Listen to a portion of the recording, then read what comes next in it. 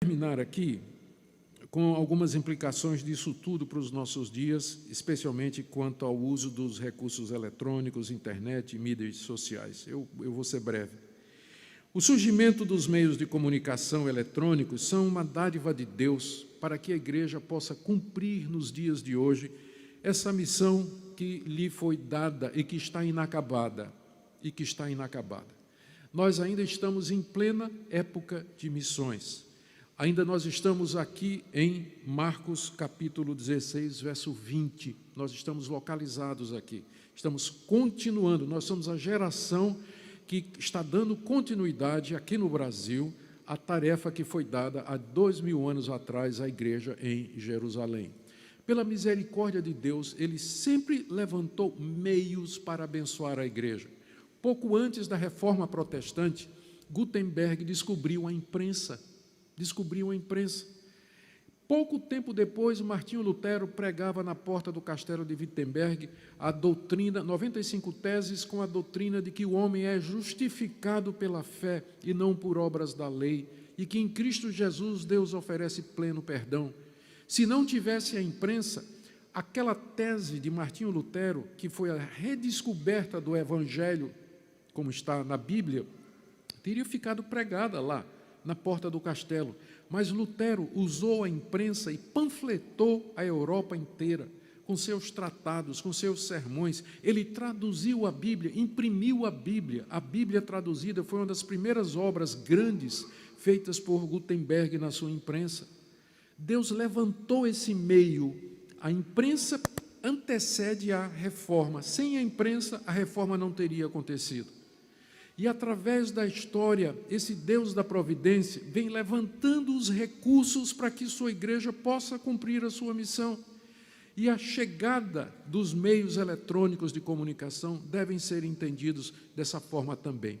Da mesma forma que a imprensa foi usada para publicar livros pornográficos, livros de ateístas, livros de inimigos do Evangelho, de questionadores da palavra de Deus, também a internet é usada por ímpios para propósitos obscuros, obscenos, imorais e idólatras, mas ela surge como uma dádiva de Deus para o seu povo, porque através dela nós podemos chegar em lugares onde dificilmente nós poderíamos ir sem grande dificuldade. Nós podemos alcançar pessoas que nunca se prontificariam a receber na sua casa alguém ou ler alguma coisa evangélica. De repente ela se vê diante, pelos meios eletrônicos, ela se vê confrontada pelo Evangelho de Cristo Jesus. É uma dádiva de Deus para que nós possamos levar avante essa comissão que ainda está em andamento. A segunda coisa que eu queria dizer é que, por outro lado, por mais eficazes e úteis que essas mídias são, elas não substituem a realização pessoal e presencial da grande comissão. Eu sei que tem muita gente que ouviu o Evangelho, muita gente que teve contato com a palavra de Deus através do ministério de pastores na internet, mas eu acredito que ainda... Mas se eles foram escutar, é porque alguém disse para eles, alguém comunicou para eles: olha, escuta pastor tal, ou vê pregador tal, ou escuta o podcast de fulano de tal. A comunicação de pessoa a pessoa continua sendo um método mais eficaz. É o que a gente chama de evangelização pessoal. Um convite, uma palavra, uma indicação, um testemunho de vida, o contar o que Deus fez na sua vida. E esses meios, por mais eficientes que sejam, eles não podem substituir o presencial na evangelização, em missões e no discipulado na vida da igreja. Nós devemos continuar a ir. O ID, ele continua valendo. Eu tenho 2.000 alunos africanos. Nós, o presbítero Uriel e eu, nós temos um curso na internet, Fundamentos da Fé Reformada. Nós temos mais de 2.000 africanos fazendo o curso. Eu não conheço nenhum deles me conhece. Eles estão fazendo o curso gratuitamente, aprendendo a boa teologia. Isso quer dizer que eu cumpri a comissão, a grande comissão, ide, pregai o Evangelho? Não. É preciso organizar igrejas. É preciso batizar os discípulos. É preciso que eles tenham comunhão uns com os outros, que eles aprendam a exercer os seus dons espirituais e que sejam abençoados pelo dom espiritual de outras pessoas. Então, por mais eficazes que esses meios são, eles não substituem o presencial. Devemos continuar o discipulado, devemos continuar a batizar as pessoas, devemos continuar aí pessoalmente. Uma terceira palavra que me ocorreu aqui, que eu deveria dizer, é que nós precisamos ter cuidado como igreja a não depender desses recursos, mas do poder de Deus. Eu disse que nossa comunidade, a igreja, ela é uma comunidade sobrenatural. A tecnologia, ela, já inclusive li artigos sobre isso, ela não é totalmente neutra, porque tecnologia tem a ver com domínio, tem a ver com poder, tem a ver com controle. Então, é uma coisa que tende a fazer isso, a mexer com o nosso desejo de ter controle, de ter poder, de dominar as coisas, de saber mais e mais, e assim definir nossa vida e estabelecer como é que ela vai ser. Então, ela precisa ser convertida, a tecnologia, para que ela seja posta a um bom uso, ela precisa ser, de fato, convertida. Nós não podemos deixar que a tecnologia substitua a nossa dependência no poder de Deus. Como é que isso acontece? É muito sutil, e eu já me peguei várias vezes fazendo isso.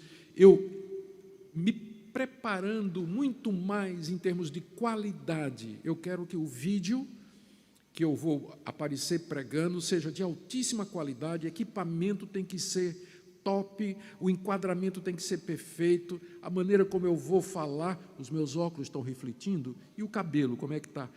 Entende? E aí a gente depende daquilo ali, como se aquilo fosse dar alguma eficácia ou alguma eficiência ao que está dito. Então, a tecnologia, ela tem a ver com controle, ela tem a ver com domínio, por isso nós precisamos ter cuidado para não substituir o poder de Deus, como está prometido aqui, pela confiança nos recursos que a tecnologia nos dá. Agora, se nós pudermos ter os dois, é o melhor de todos os mundos.